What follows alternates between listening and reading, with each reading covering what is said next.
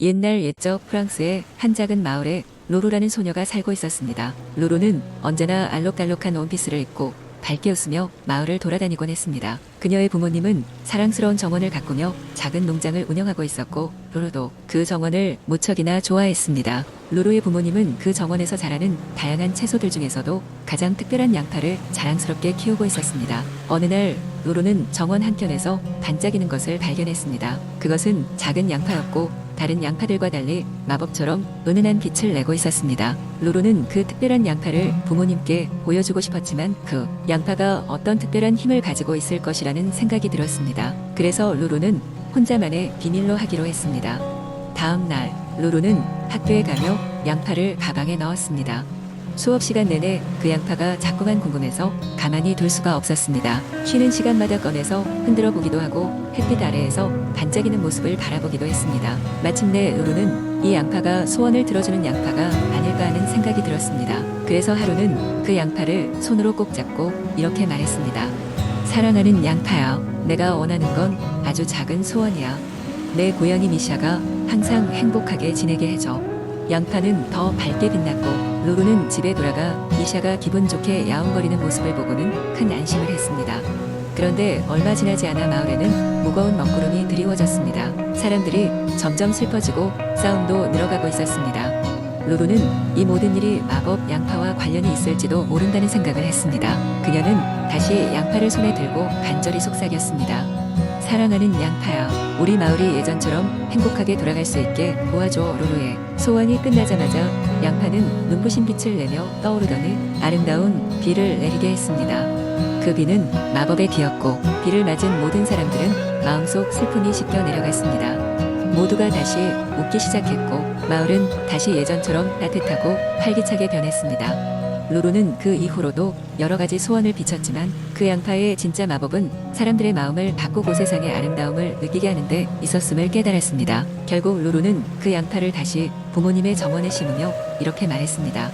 이제 너도 가족이야. 우리 모두를 행복하게 해줘서 고마워. 그렇게 로로의 마법 양파는 마을의 전설이 되었고 그 이후로도 매해 달리고 있는 입소문에 의해서 사람들은 그들의 작고 사랑스러운 마을을 방문하곤 했습니다. 두 번째 이야기. 옛날 옛적 프랑스의 한 작은 마을에 피에르라는 소년이 살고 있었습니다. 피에르는 호기심이 많고 모험을 사랑하는 소년으로 마을 근처에 숲을 탐험하는 것을 좋아했습니다. 숲은 두려움과 신비로 가득 찬 장소였지만 피에르는 그곳이 풍부한 이야기로 가득 차 있어 특별한 매력을 느꼈습니다. 어느 날 피에르는 숲 깊숙이 들어가 전에 본 적 없는 낯선 길로 접어들게 되었습니다. 그곳에서 그는 보석처럼 반짝이는 비늘을 가진 황금 뱀을 발견합니다. 뱀은 피에르에게 인간의 언어로 말하기 시작했습니다. 안녕, 용감한 소년아. 나의 이름은 루이즈야. 나는 이 숲을 지키고 보호하는 수호자란다. 루이즈는 피에르에게 자신이 마법에 걸린 상태라며 마법을 풀기 위해선 진정한 친구의 도움과 숲에 다른 생명체들의 마음을 모아야 한다고 설명했습니다. 피에르는 주저하지 않고 루이즈를 돕기로 했습니다. 첫 번째로 피에르는 숲의 요정들을 찾아 나섰습니다. 요정들은 신중하면서도 신비로운 존재들이었지만 피에르의 진심 어린 부탁에 마음을 열고 도움을 주겠다고 했습니다. 요정들은 피에르가 용기를 가지도록 도와줄 아이템을 제공했습니다. 다음으로 피에르는 숲의 동물들을 찾아갔습니다. 토끼, 사슴, 그리고 부엉이 모두 피에르의 여정을 지지하며 그들에게 필요한 소중한 정보를 제공했습니다. 토끼는 숲속의 비밀 통로를, 부엉이는 밤에만 들을 수 있는 숲의 숨겨진 소리를 알려주었습니다. 피에르가 마침내 숲의 깊숙한 곳으로 다시 돌아왔을 때 루이즈는 감동을 받았습니다. 너의 순수한 마음과 진실된 행동이 숲의 모든 생명에게 용기를 줬구나. 나의 마법이 점차 풀리고 있어. 루이즈가 말했습니다. 이제 피에르는 마지막 임무로 숲의 마법 연못을 찾아 그것의 물을 루이즈에게 줘야 했습니다. 그 여정은 험난했지만 피에르는 숲의 친구들의 도움으로 끝내 연못을 찾았습니다. 그는 마법의 물을 조심스럽게 길러 루이즈에게 불어넣었습니다. 루이즈는 마침내 마법에서 해방되어 놀라운 금빛 용으로 변했습니다. 용은 피에르에게 깊은 감사함을 표하며 숲의 수호자로서의 새로운 책임을 맡게 되었습니다. 피에르는 이 경험을 통해 진정한 우정과 자연의 경이로움을 배우게 되었고 이 기억을 소중히 간직하며 마을로 돌아갔습니다. 그리고 피에르와 루이즈의 우정 이야기는 오랜 세월이 지나도록 마을 사람들 사이에서 전설로 전해졌습니다. 그리하여 피에르와 루이즈는 서로를 잊지 않고 언제까지나 숲과 함께 그들만의 모험을 계속해 나갔다고 합니다.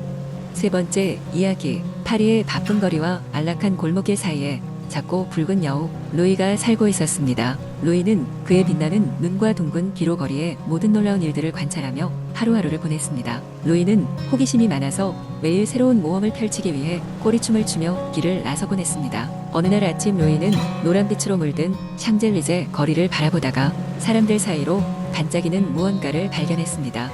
그것은 다름 아닌 반짝이는 작은 보석이었지요. 루이는 그 보석이 무엇인지 궁금해졌습니다.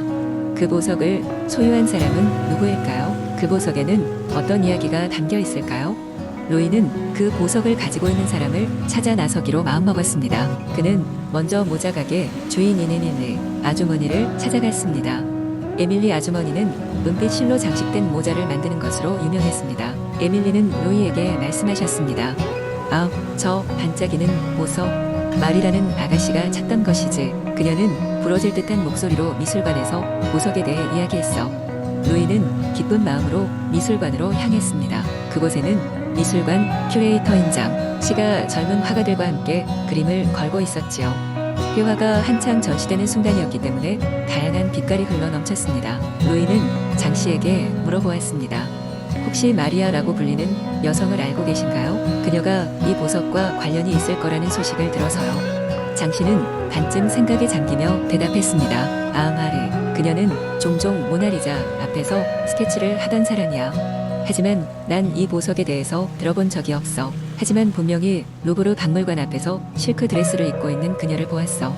루이는 심장이 두근거리며 루브르 박물관으로 향했습니다. 찬란한 궁의 입구에서 루이는 금방 라벤더 향기가 퍼지는 곳에서 실크 드레스를 입은 여인을 발견했습니다. 그녀가 바로 마리였습니다. 루이가 그녀에게 조심스럽게 다가가 보석을 내밀자 마리는 눈을 크게 뜨며 웃음을 띄었습니다. 아, 이 보석이 돌아왔군요. 고마워요, 사랑스러운 여우 친구. 루이는 그 보석에 대한 마리의 이야기를 들었습니다. 마리는 과거에 이 보석을 그녀의 할머니께 받았고 그 당시 파리의 작은 마을에서만 찾아볼 수 있었던 특별하고 희귀한 보석이라고 했습니다. 이 보석은 사랑과 행복을 가져다주는 마법의 힘이 잘 새겨져 있었지요.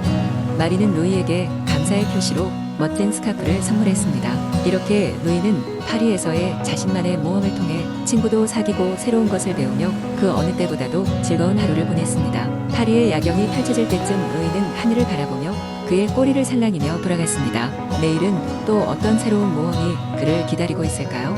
네 번째 이야기, 옛날 아주 먼 나라 프랑스의 작은 마을에는 아름다운 세 자매가 살고 있었습니다. 이 세 자매의 이름은 엘로디, 이자벨, 클레망스였습니다. 그들은 부모님이 돌아가신 후 작은 농장에서 서로를 돌보며 살아가고 있었습니다. 어느 날 엘로디는 우연히 숲속 깊은 곳에 있는 신비한 샘에 대한 이야기를 들었습니다. 그 샘은 소원을 들어주는 마법의 샘이라고 알려져 있었습니다. 세 자매는 각자의 소원을 빌기 위해 긴 여행을 떠나기로 결정했습니다. 첫 번째로 엘로디는 자신이 가장 좋아하는 책 속죄인공처럼 용감하고 당당해지고 싶었습니다. 길고 험난한 여정을 이겨낸 그녀는 드디어 마법의 샘에 도착하여 자신의 소원을 빌었습니다. 순간 샘에서 부드럽고 따뜻한 빛이 그녀를 감싸 안았고 엘로디는 마치 천하무적이 된 듯한 기분을 느꼈습니다. 다음으로 이자벨의 차례였습니다. 이자벨은 무엇보다도 사랑하는 가족과 친구들 그리고 자신이 이끄는 농장이 번창하길 바랐습니다. 그녀 역시 마법의 샘에 도착하여 소원을 빌었고 샘의 신비로운 힘은 그녀의 마음에 사랑과 감사로 가득 채워지는 경험을 선사했습니다. 막내인 클레망스는 세상에 대한 호기심이 많은 소녀였습니다.